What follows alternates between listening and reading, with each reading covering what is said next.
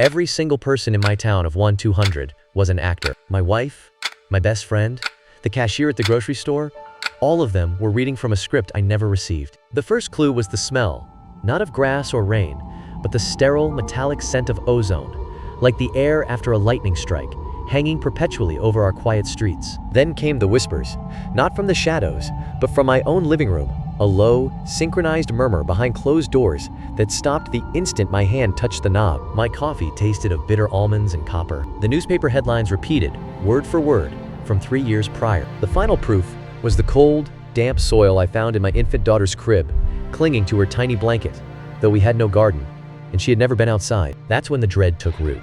A heavy, suffocating certainty that the world I knew was a meticulously crafted set, and I was the only audience member who hadn't paid for a ticket, and the director was about to call for a final take, and doomed theirs. A child's crude drawing shows a family with hollow, black voids where eyes should be. Thick, damp moss clings to a weathered street sign that reads, Sundown, Oregon. This is Sundown, population 247, where the sun is a curse, the night is a sanctuary, and the smiling man next door only emerges when the last sliver of light dies. Our story begins with warm, sun-drenched footage of a family packing their car. Sarah's smile is bright, full of hope for a fresh start away from the city's grind. They are heading for a simpler life, unaware of the profound silence that awaits them, broken only by the dry scrape of tumbleweed. My name is Sarah. 6 months ago, my husband Mike got his dream job as a remote IT consultant. He said it meant we could live anywhere, and for a while that freedom felt like a gift. We chose this place for its quiet beauty, for the way the evening light turned everything to amber. We didn't know then what that silence would cost us.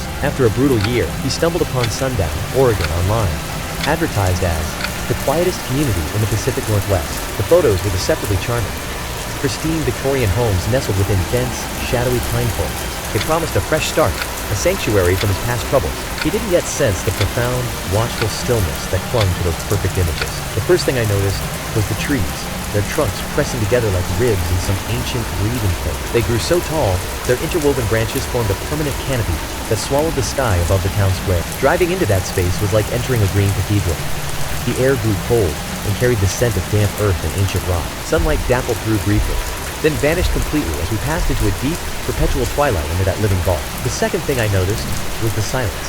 No birdsong broke the stillness. No children's laughter echoed from the yards we passed. The air itself felt thick with absence. Mike described it as the quiet part, but to me, it felt deeply unsettling. As we unloaded our belongings, the air grew heavy with the scent of damp earth and old wood. Then, John, our neighbor in his 60s, and dressed with unsettling precision, approached. He carried a pie that smelled faintly of cloves and something metallic, like cold iron. John smiles, but his eyes remain cold and vacant. Welcome, we've been expecting you. I'm John. Just a heads up, we're all early risers here in Sundown. His words hang in the air, a subtle threat wrapped in hospitality. He told me to finish my chores by noon, that after that we rest.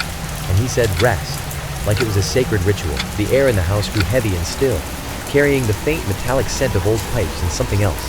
Something decaying. At 2 o'clock I tried to take Lily to the playground, but the swings moved on their own, creaking in the empty breeze. A low, rhythmic scratching began from inside the house walls, a sound that made my breath hitch and my skin prickle with cold dread. The playground stood utterly deserted, its empty swings swaying gently in the windless air. Sarah entered the lone grocery store, the air inside carrying the faint scent of stale bread and damp concrete. The clerk, a woman named Helen, stared with glassy eyes past Sarah at the door. We're closing for the afternoon, Helen stated flatly, though the clock behind her read 1:55. Every house sported blackout curtains or shutters, all drawn tight by early afternoon. Mike adapted immediately, thriving in the quiet for his work. But Lily began having nightmares, her sleep fractured by unseen terrors. The air in their home grew thick, carrying a faint, metallic scent that clung to the stillness. My daughter drew pictures of the night people who visited her window. I'd dismiss it as shadows from the old oaks, but then I found the schedule. It was tucked inside a welcome basket from the neighborhood association. The air grew heavy with the scent of damp paper and something metallic, like old coins. The Sundown Civic and Social Calendar listed every single town event, book club, town hall, gardening society, but exclusively between 9 p.m. and 4 a.m., a community that only lives after dark. I confronted Mike, the town clerk, about the bizarre schedule. He just shrugged, the motion casual yet unsettling in the heavy, still air of the office. His reply was a quiet monotone that carried the faint, coppery scent of old pipes. It's just a quirky community tradition, Sarah. Perhaps it's a circadian rhythm anomaly. Sarah, Don't be the odd new neighbor. One sleepless night, she rose and drifted to the window at 3 a.m. The street, dormant by day, now pulsed with a faint, unnatural hum. An acrid scent, like ozone and damp earth, seeped through the glass, and a cold dread tightened in her chest. Soft, golden light poured from the house windows like liquid amber. She watched John, Helen, and others drifting down the road's center in unnerving, perfect harmony. Their mouths moved in silent conversation, laughter visible but swallowed by the heavy air. They moved with a fluid, unnatural grace that made her stomach knot with primal dread. They halted in unison, their heads pivoting upward toward Sarah's window with unnatural synchronicity. She ducked below the sill, her pulse hammering against her ribs. In that suspended moment, they weren't individuals. They were a single entity, moving with a rhythm that vibrated through the ground but made no sound. The air thickened with the scent of ozone and damp earth, as if the atmosphere itself had grown heavy with intent. A primal understanding gripped her. This was no longer a neighborhood watch, but something far older and more unified, operating on a frequency she couldn't perceive. And they knew I was watching. The next morning, Sarah began her investigation. In the attic's stale air, thick with the scent of rot and old paper, she uncovered a town ledger. Her fingers traced the damp, swollen pages as she turned to the year 1893. The entries before were mundane, but here, the script changed. One line was underlined.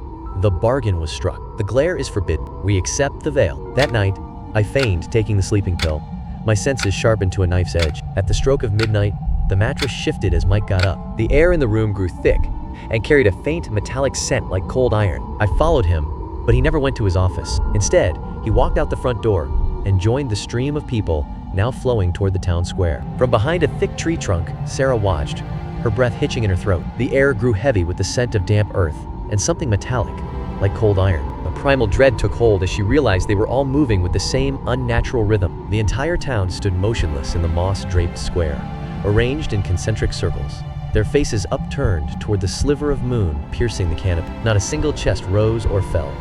The entire congregation had ceased to breathe. Mike stood among them, his expression serene and hollow, as empty as the others. Then, a chorus of voices. John's voice echoed from every motionless mouth simultaneously.